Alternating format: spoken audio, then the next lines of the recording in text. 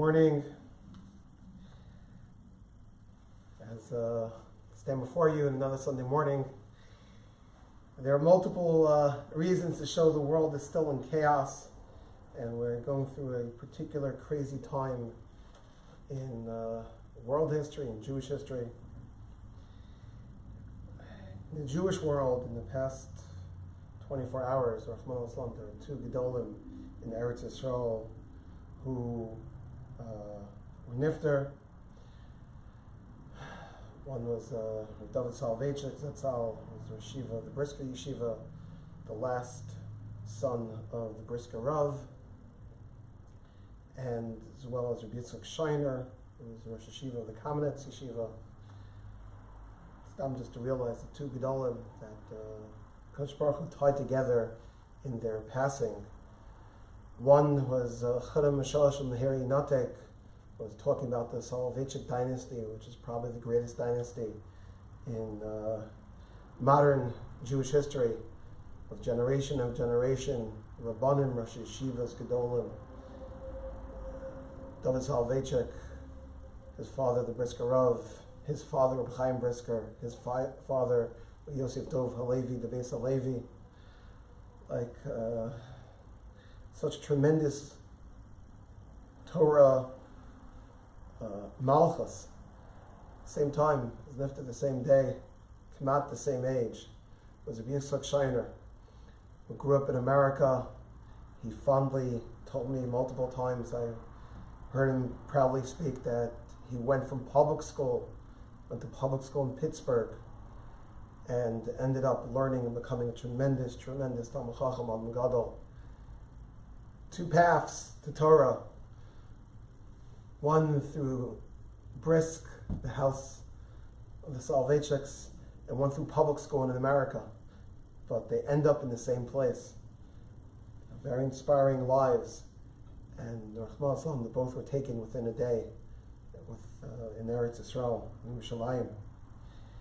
Same time, you see in America, the world is just going bonkers. The stock market, different things are just nothing so stable. Perhaps I started looking into giving a share on the topic next week of this of short sales. So perhaps tune in next week for that. But we have to be mispalel that Kadosh Baruch Hu bringing an end to all this craziness. COVID is still doing a lot of damage in many places, particularly right now in Eretz Yisrael. Jews in Canada are very stifled, and even though here in Florida you see many people on vacation, and the world looks like it's going on, but we have to be cognizant that there's a lot going on, but not the norm. So on the topic, of being cognizant of what's going on in the world, I think today's share, though, the average firm person might say, what does tattoos and the Mikvah have to do with me? I live in New York, I live in a big Jewish community, we don't have that. We'll see soon how relevant it is.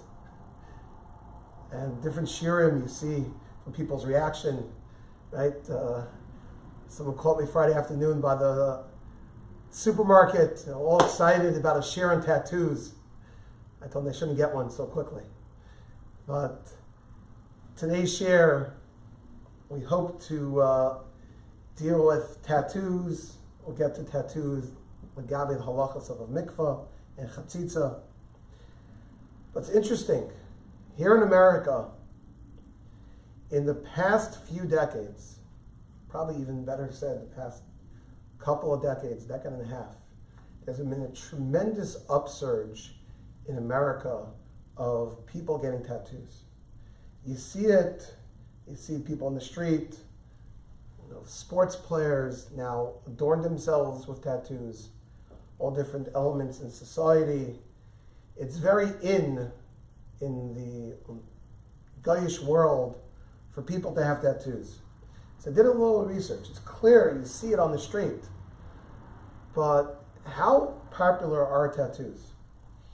So I found the stats that right now, this is a survey taken 5 years ago, less than 5 years ago, 29% of people surveyed, people living in America, 29% have tattoos.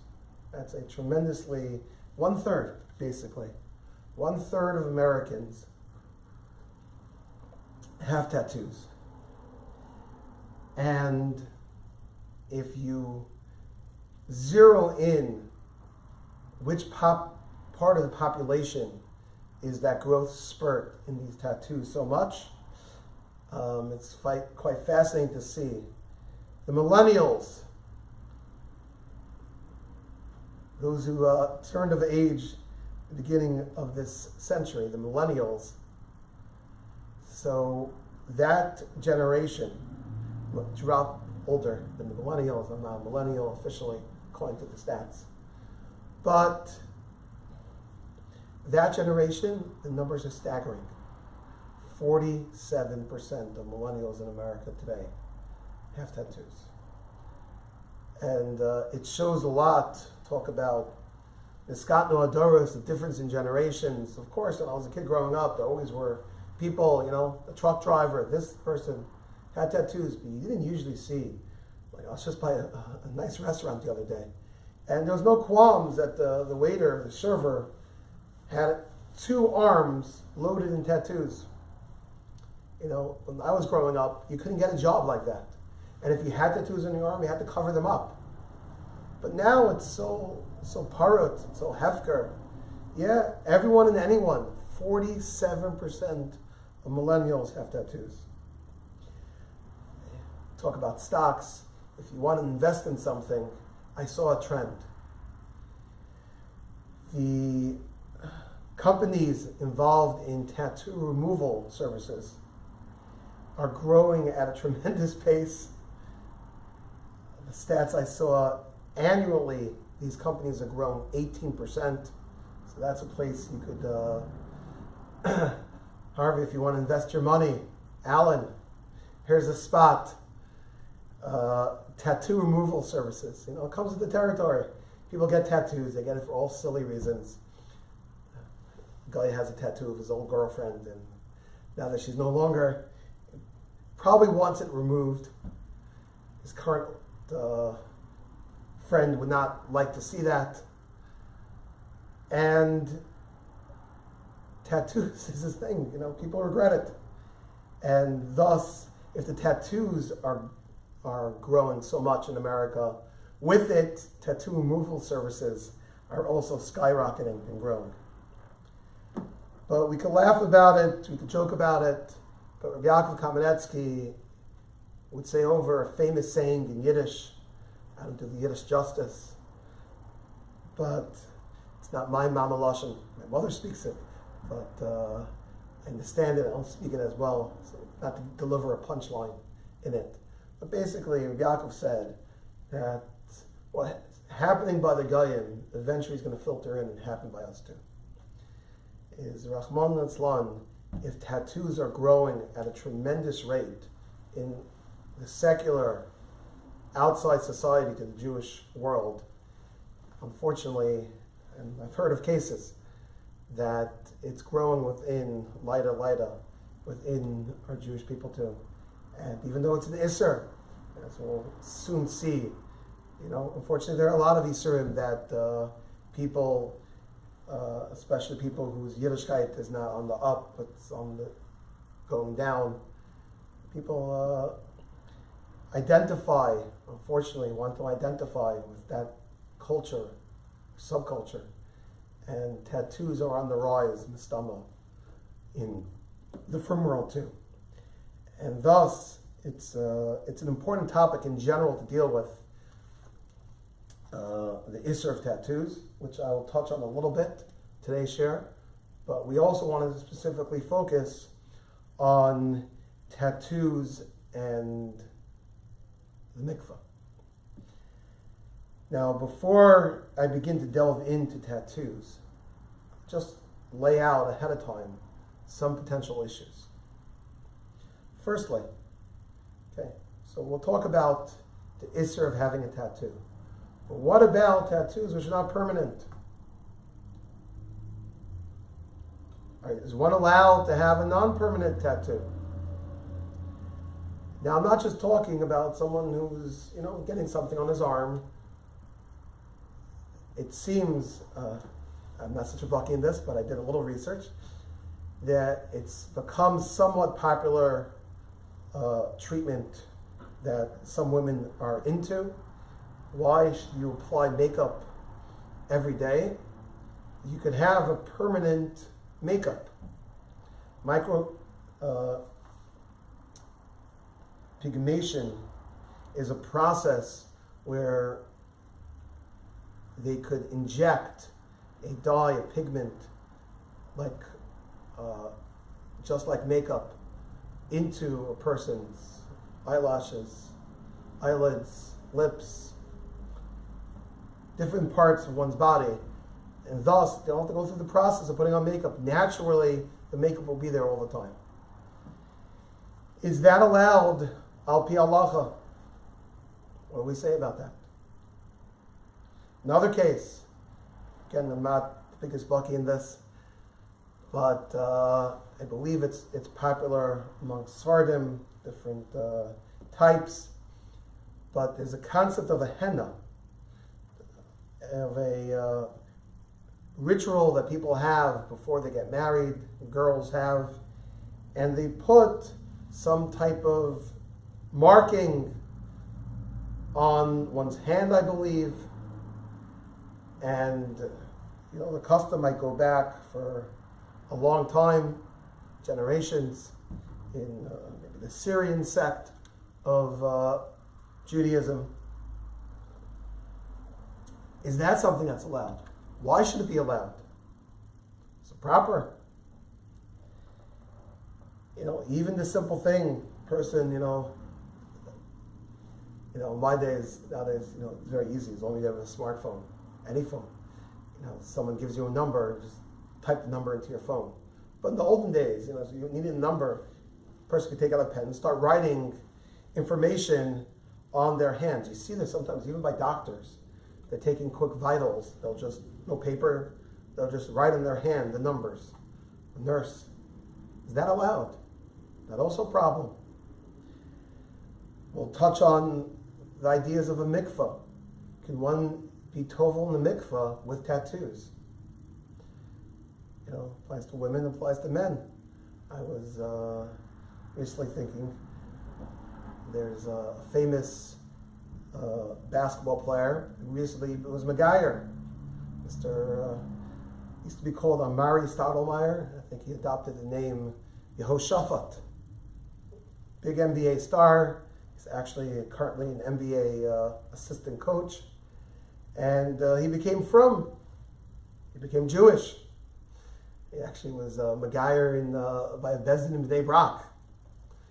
But anyone who's seen the pictures, unless he got it surgically removed, but Pashp shot not. Mr. Stoudemire, like most NBA players, basketball players, has tattoos all over his body. Hey, in Bnei Brak, they let him be Megayer in the mikvah. Did they make him remove his tattoos? Did that work? Okay, so we'll see. I hope to get through all these individual halachas. Just as an aside, before I begin, it's one of the most fascinating things. The Shulchan Aruch does talk a little bit about hilchos tattoos. We'll see soon. But there's not such an arichos. There's very, very little written about it. And the defining source of halachas about tattoos is a kuntris, is a sefer called Shegen HaKsav. And the sefer is part of Siach Hasada. The sefer, Shegen HaKsav, is written by none other than Reb Chaim Kanievsky. So this is like just another example of how amazing Torah scholarship, the Argadol Lamar. Here you have Reb Chaim Kanievsky sitting in his Dal Amos in Bnei Brak but he's holding in all these forms of tattoos, straight out of the freak show in Coney Island. That, goes through the halacha. The halacha, Baruch Hashem, covers so many cases. And the authority in tattoos is not some Italian guy in a shop, in Bensonhurst. Rather, it's Rav Chaim Kanievsky in B'nai Brak. So we'll get to, Hashem quote some things from his Sefer. So just to begin, first we'll go through tattoos, and then slowly we'll get to Hilchos Mikvah and Chatzitzas. So the Torah writes, top of your sheets, Parshas Kedoshim, Perek, Yotes, Pasuk Chavches, Ksoves Kaka Lo Sitnu B'chem. Torah says you should not put Ksovas Kaka. Those are the two words the Torah uses for what we call in the vernacular a tattoo. Lo Sitnu B'chem, you shouldn't put in you Ani Hashem. Zokt Rashi, Ksovas Kaka, Ksav Mechuka V'Shakua She'en Nimchok Alon. It's a ksav that's etched in, that's not erased forever. Shemekakeya b'mechet, that's chiseled in with a needle. Vuham mashkir olam, and this ksav is darkened, is there forever. That's how Rashi translates the pasuk, Ksovas kaka lo sitnu b'chem. It's interesting. The Mepharshim point out that from the fact that Torah used two words, Ksovas Kaka, and Rashi, you see here, already is describing two elements. Number one is your inking, but it's not enough just to ink. You're also, the Lashon is, it's a Ksav, which is Shakua b'mechet. Brings a lashon like the hookah or some, like I believe the pegs of the Mishkan. You stick it in there. So in order to be over the Isser D'Oraisa of a tattoo, you need two things. The tattoo has to be ink on your skin, but it's deeper than that. It has to be etched in. It has to be a scratch and an etching. And that's what goes on in a tattoo parlor. They insert a needle deep into the skin, below the basic level of the skin. They inject the pigment, and therefore the pigment, which is a layer deep into the skin, is able to be seen on the top layer of the skin. So in order to be over the Isser D'Oraisa of a tattoo, you need to have both. Right off the bat. What happens if you only have one? Pashtus, that would not be the Isser D'Oraisa. And in fact, if you look, let's see Tosos in Gittin. The Gemara in Gittin is talking about the funny case. The Gemara gives you funny cases, and you never know what halachas you derive from them. The Gemara is talking about, you have an Eved, and unfortunately, Avadim, those are like the lower levels of society. Those are always the first to be the ones with tattoos. And throughout history. And the Gemara talks about a case of where you want to free an Eved. So instead of writing a regular document, here's your get shechor that would allow for this Eved to be free. Instead, the Gemara finds a case of where they wrote on the hand of an Eved his get shechor. They tattooed, seemingly onto his arm, a get. You are now a free man. Right? You see sometimes people with so much ink on them. There's you could have books written on them. There's so much, every inch covered. So they wrote a get on this person's arm, this person's body. So Tosfos talks about that case. He writes, also on your sheets, second Maramakim, Ksovas Kaka, Midaraisa Laki Yisura Asha Yichtov Yakakea B'Ayam Uvakolcho. Midaraisa, there's no Isur unless you write and you sink it in with ink, with dye. Kitnam Peragim of the Makos, brings from the Gemara Makos, and happens to be Uri B'Shimon in Echayiv Afil Kasa V'Kakea Asha Yichtov is Hashem. Perish Shem Avodah Zarah, in the Farish also in the Gemara. There is an opinion there of Reb Shimon that the Isser of tattoos is limited only to tattoos of Avodah Zarah. Now, Lamaisa, that's not the opinion necessarily we'll go with. We're choshesh for the other Shita, that it's regardless of whether or not it's for Avodah Zarah or not. Any tattoo, you tattoo your favorite team, a heart for mom, Mother's Day. Any of these would be an Isser D'Oraisa. Tosfos continues, Umiyu Isur D'Rabbanan Ika Hacha. There would be an Isur D'Rabbanan even if you don't, I guess we'll see soon, don't do both. Da'afil Afar Makla, even they would have some burnt lead. Aser litin agabi makasa, be aser to put on one's wound. It seems that was some olden day process to heal people. They would put burnt lead on a wound. Neshinira kiksovas kaka. That would be aser because it looks like a tattoo. Feel havi hacha isur d'oraisa mikomakim havi get. And even if a person violated this isur d'oraisa by chiseling in and writing on the hand of an Eved, nevertheless it'd be a get. Even though, and they bring a right from another case of Kasavel the Surah not. So even though we're not allowed to do that, but so it's a valid get. One doesn't take away from the other. So what seems from Tosfos seems to say that there's also a concept of an Isser D'Rabbanan of tattoos. What's the Isser D'Rabbanan of tattoos?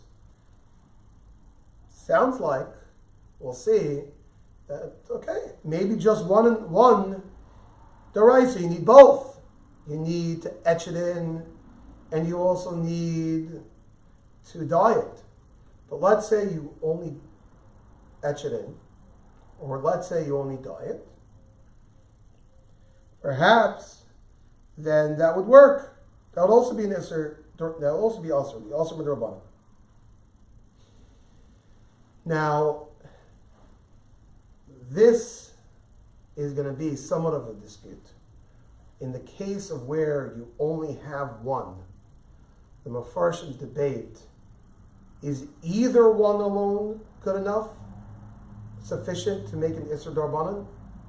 Or maybe one of these cases, maybe if you chisel it into your arm without the ink, you scratch it in, you put a needle in, you just don't fill in the pigment, but you have the outline of the picture, that would be also D'Rabbanan. But if you put ink on yourself, but without chiseling it in, maybe that wouldn't be an Isser D'Rabbanan. There is a debate amongst the Achronim, and really becomes a debate, how do you understand this Tosfos? So let's see that debate, because that will have major halachic ramifications. The Minchas Chinuch talks about this topic, Mishnah in Mitzvah Reish Nun Gimel, in Parshas Kedoshim, the Isser of having tattoos. So he writes, he named Kakea v'lo Kasav, or Kasav v'lo Kakea in a Chayiv. Achinam avor b'Rambam yishis Rabbanan. He says first, for the Lashon Pater near the Yisura,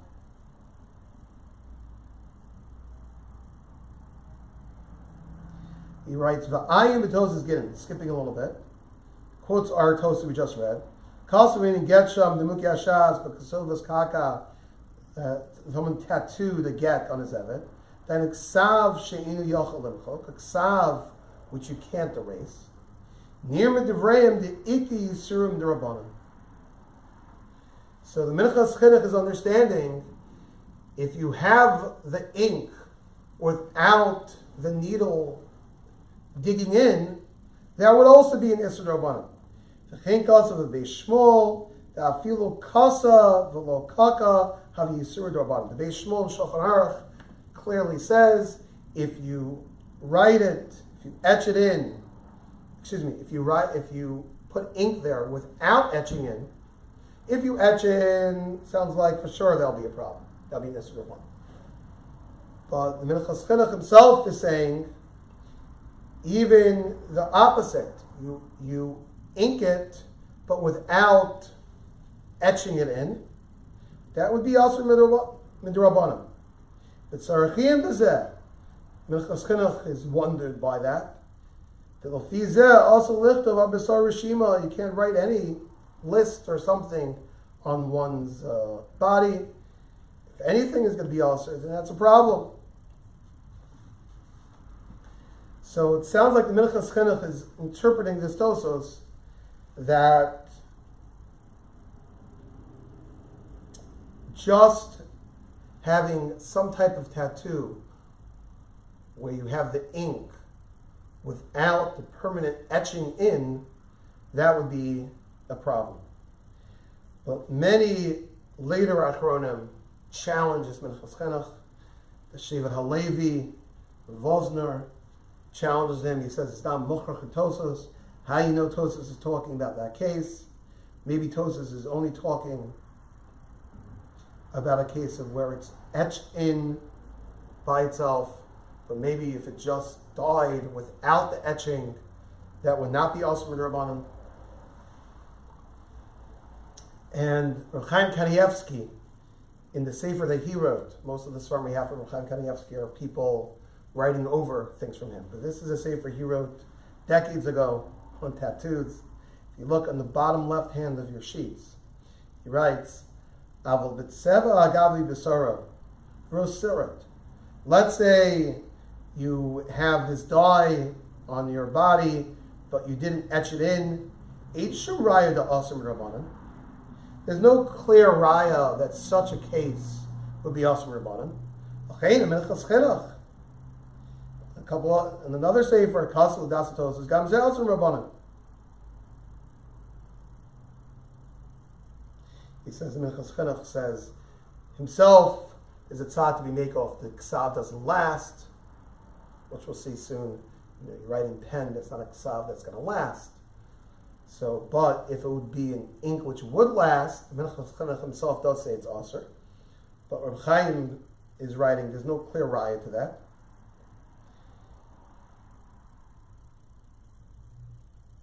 Then he writes, Venira, Dafilu Nachmir Kidivreim, Shal Licht of Klal Besar B'dayos Chiagavna.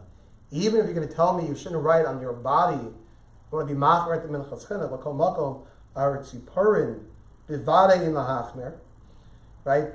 If you get a permanent, I guess like nail polish, you don't have to do it every day. It's permanent.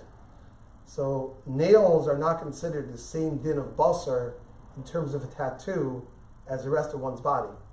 And therefore, on one's nails, Reb Chaim says for sure, you don't have to be machmer, because there is no isser. And then he writes further, someone wants to be makel with any ksiva on one's body. In eno ksav hamiskayim, if it's not a ksav that's going to last, bivada yishlo amid lismo. You could definitely have who to be somach on. And the velt is makel with that. Okay. Now, so it comes out, it seems, the following halachas. If it's a real full-fledged tattoo, okay, that's a pashab shot, that's a full-fledged Isser D'Oraisa. For the record, the Isser D'Oraisa is not just as an Isser on the person getting the tattoo, there also be an Isser on the person giving the tattoo. You're not allowed to give a tattoo to somebody, similar to the halachas of, let's say, cutting the payas. the Isser would be on the person who got his payas chopped off and the barber, assuming they're both Jewish. When it comes, though, to if you etch something in without the ink being applied, that's for sure an Isser D'Rabbanan. The reverse case, if there's a dye there, but there's no etching, then it's debatable, is there an Isser D'Rabbanan? The Minchas Chinuch for sure says there is, though many others challenge him. He has no raya from Tosfos, it's not clear. And it seems Reb Chaim Kanievsky was willing to be Mekel. For sure, in a case where it's not going to last, he would be Mekel. But, so, first off, the easiest thing to paskin is just to write on one's body. You know, a doctor wants to write down a quick note on one's body. It might be a little weird, it may not be, some people might give you a face, but halacha-wise, there's no isser whatsoever of tattoos. I saw that the famous Dr. Abraham, his Sefer Nishmas Avram, said that Shlomo Zalman told him to favorish. There's no problem of him writing on his hand. It's a doctor, anything. Okay. What about permanent makeup that we spoke about before?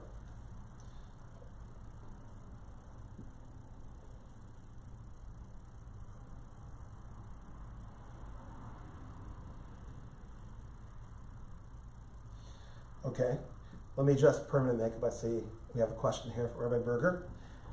But permanent makeup, most modern day poskim are machmer against. I saw it brought from Rabbi Yashav, Shlomo Zalman, people quoted Reb Chaim Kanievsky, that permanent makeup, one should be machmer. Now, you see here, it's clear, Minchas Chinuch would say that it's aser. It's not so clear to me that Chaim Kanievsky himself holds that it's aser, from what he writes here. Unless you tell me he's only writing this to be makeup, where it's not really lasting. Now, permanent makeup, the way I understand it, is it has to be reapplied. It's not really permanent. It has to be reapplied every 3 to 5 years. So that's not forever. So, similarly, I thought Reb Chaim would be makeup on it, the etzem. But most modern day poskim are still machner on it, and though the cases, though I did find that they would be makel,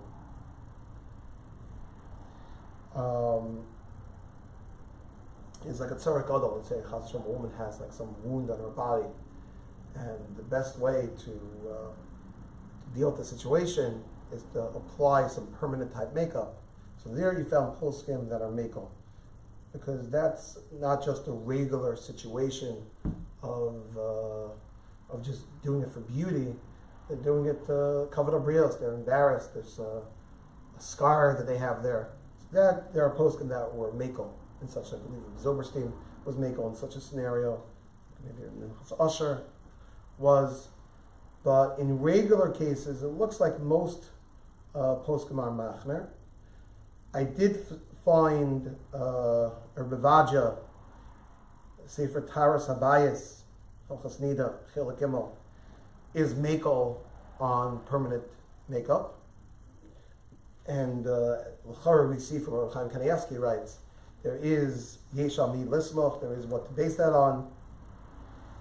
Now that's all in terms of this permanent makeup.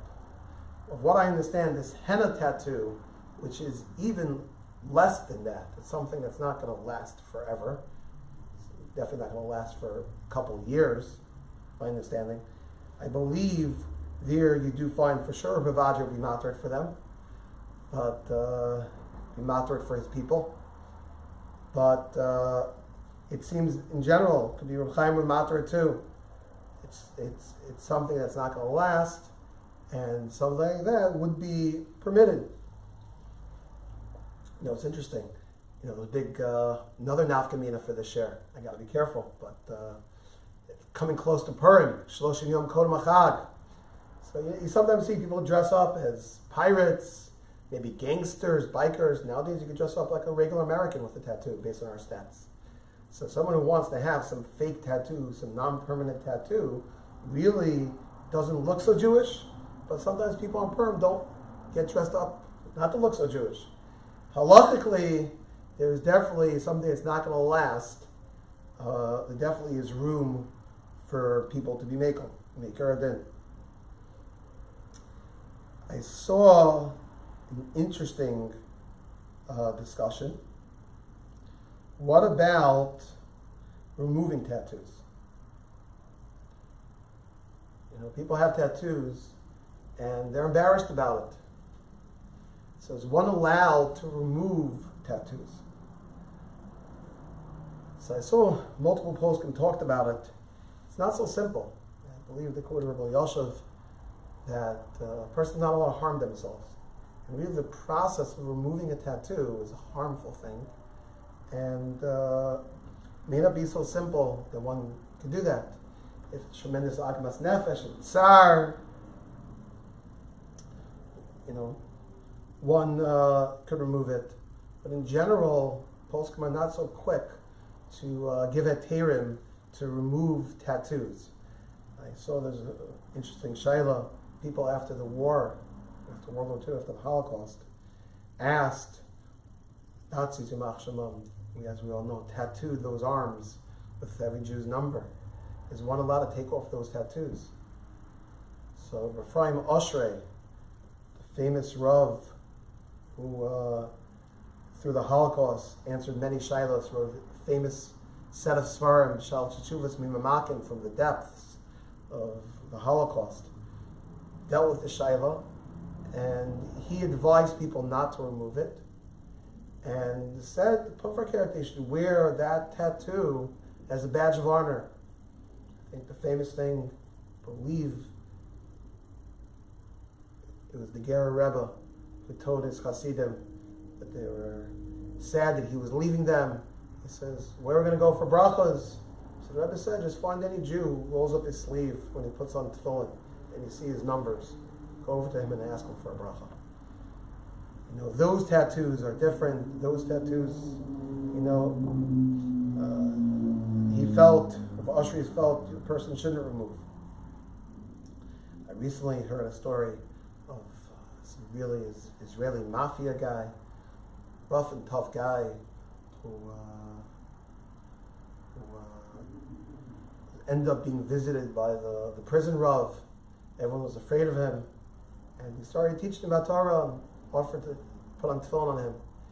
And 1 week the first week he's there, he's putting tefillin on this person. The person rolls up his sleeve, and right there on his forearm, by the makom tefillin, he has a pritza stick. He has an immoral tattoo.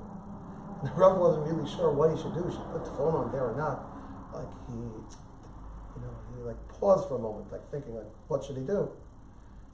Decided maybe the best thing is Alpha PK to put on the phone. He put on the phone. Next, a couple weeks later, he came back to visit this prisoner, and after learning with them, the prisoner said, please, can you put on tefillin? He didn't ask me to put on the phone. Could be the Rav himself was a little nervous about doing it again, since he remembered what happened last time. So he goes, put on tefillin, and the tattoo is not there. And it seems the prisoner himself removed it, and it's tremendous pain. I heard the person telling over the story, it is a beautiful story of showing, how this prisoner was embarrassed. He picked up on the Rav's hesitancy to put tefillin there, and he realized the importance of tefillin, and was embarrassed that he had such a tattoo on his body, and he himself got it off.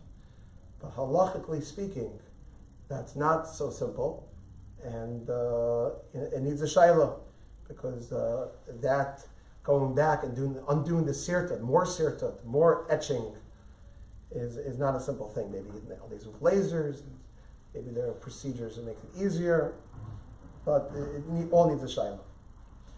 Now, turning now to the mikvah. We know there are very important halachas of chatzitza in a mikvah. For a person to be yotzi din mikvah, for a woman, man, for Geras where you need it. Person has to be tovel in the mikvah in a way where there's no chatzitza, there's no blockage between their body and the mikvah. And it's brought down the halacha that in order, the Isser Torah of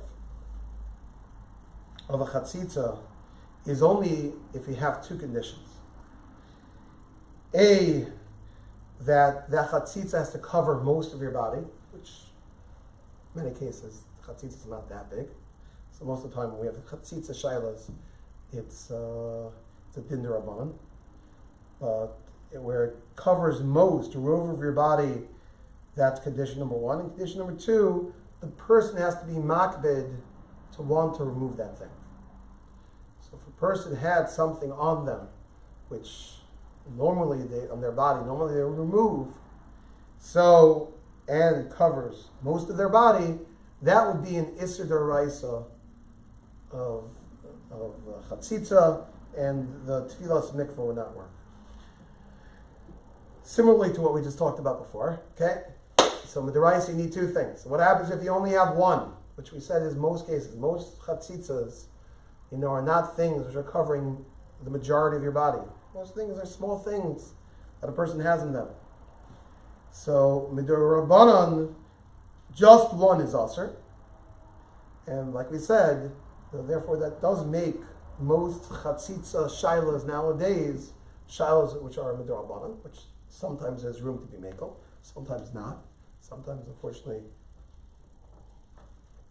if a person would go to the mikvah and there would be a chatzitza on them, they would have to be retovel, and it's not a simple matter. Now, before we get to tattoos and whether that is a chatzitza, let's talk about a more basic case for women.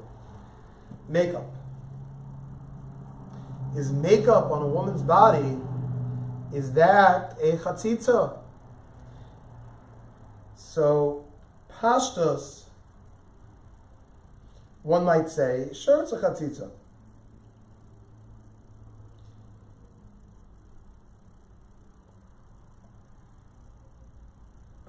Pashtus, it's a chatzitza. You're going to say, what do you mean?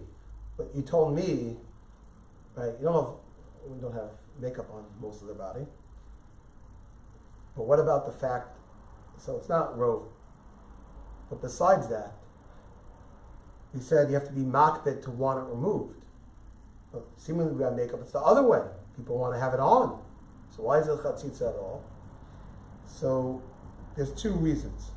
First of all, anything which is the normal process to remove before you go to a mikvah, then mela that has a din of being makbid on. So it is normal for women to remove makeup, most scenarios, before they go to the mikvah. So that would be a chatzitza. But more than that is most makeup upon a person dunking in a mikvah, again, with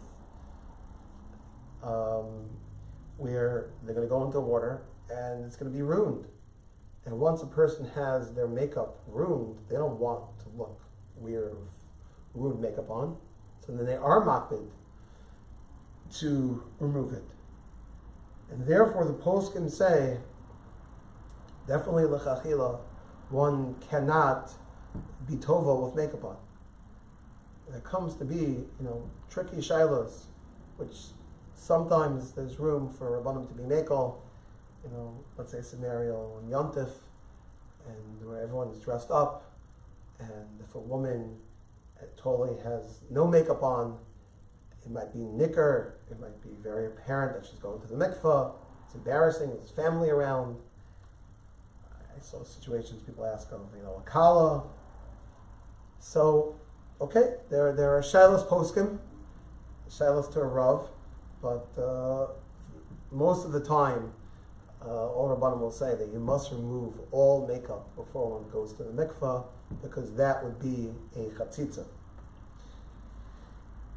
Now, what about a tattoo? Is a tattoo, if makeup is a problem, makeup is something, right, which you have in your body. So what would you say is makeup is a tattoo a problem with mikvah? Now I happen to think it's a pretty, we'll see in a moment, it's a pretty relatively easy shaila. And in fact, most Sfarim I've went through in Hilchos Nida do not even discuss the case of tattoos. Makeup they'll talk about, but tattoos I think is super pashut. Made for a good title and a share. But let me go through. I think just the principles of why there's no problem with tattoos, that itself is interesting and informative in showing us what a chatzitza is. Firstly, in order for something to be a chatzitza, there has to be a substance on the skin. So even makeup, okay, we can debate. You rub it in, but it's still a substance on top of the skin. That's a chatzitza. Something though which is underneath the skin, as we explained, a tattoo is something which is dug in deep under the layers of skin, is injected this pigment and only seen from above. Something like that, that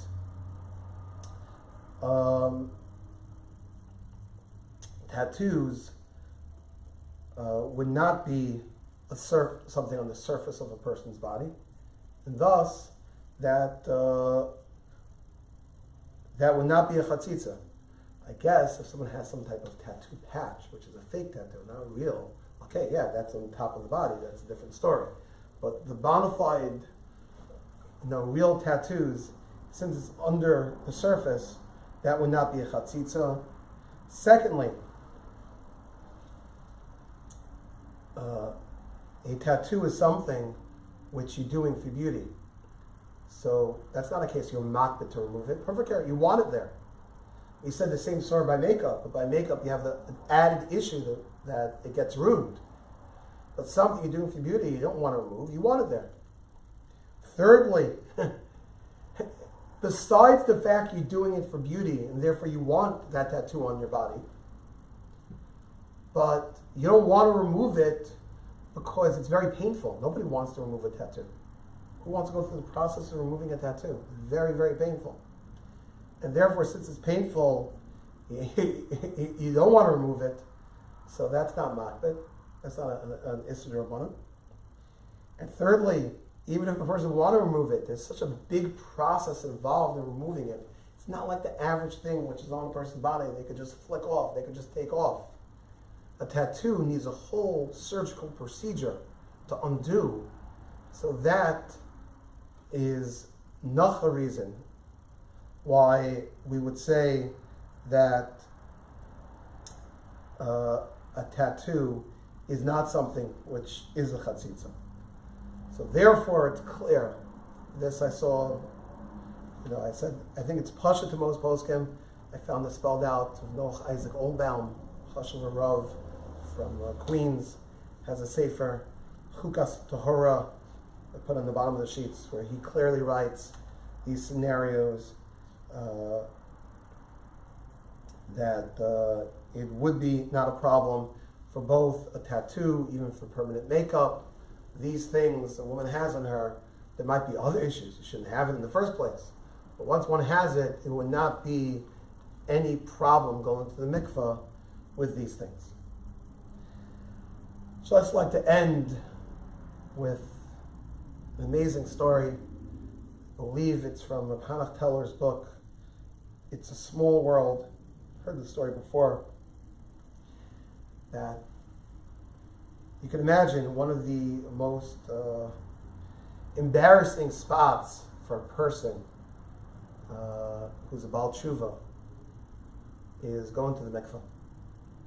When a person goes to the mikvah, usually, sure in a men's mikvah, there are other people around, and they're going to look at you, going to see what you look like. There are many times you see a person with a tattoo. It's like, it's surprising, especially now, they don't look like a biker dude. They can have a beard, payas, the works. It happens to be, they have a tattoo on their body from a past life, a past mistake. Hashtel tells of a story about tshuva, one of Yerushalayim's mikvahs, and he had tattoos on his arms, and he would walk in the mikvah trying carefully to obscure his tattoos, obscure his arms, embarrassed of his old life tattooed to himself. And the person slips, and everyone sees the tattoos. No one knows what to say. An awkward moment. But one older yid looks at him, says, "I also have a tattoo." Shows his arm, and on his arm are numbers. Numbers from World War II. And the older man, turns to this younger Baal Tshuva and says to him, "It's nothing to be embarrassed of. It seems we've both come a long way. Whether you're a survivor of the Holocaust and still have that tattoo, like Ephraim Oshrei said, is a badge of honor, or you're a survivor of the spiritual Holocaust, which is going on in the world today. Person makes a mistake, even if those mistakes are etched into one's body, but they're not etched into one's soul. And people should realize, having a tattoo might be a statement at the time, but it doesn't have to last with you forever. It's only as much of your mindset of what it is. Be'ez Hashem, we should see the day that all the Jews from all the four corners of the earth come back. They see the world in turmoil. They see all the craziness in the world. That should inspire people to come closer to Yiddishkeit. And we should all be there like that older gentleman in the Mikvah in Yerushalayim to accept those people with open arms. Thank you very much. Hashem, see you all next week.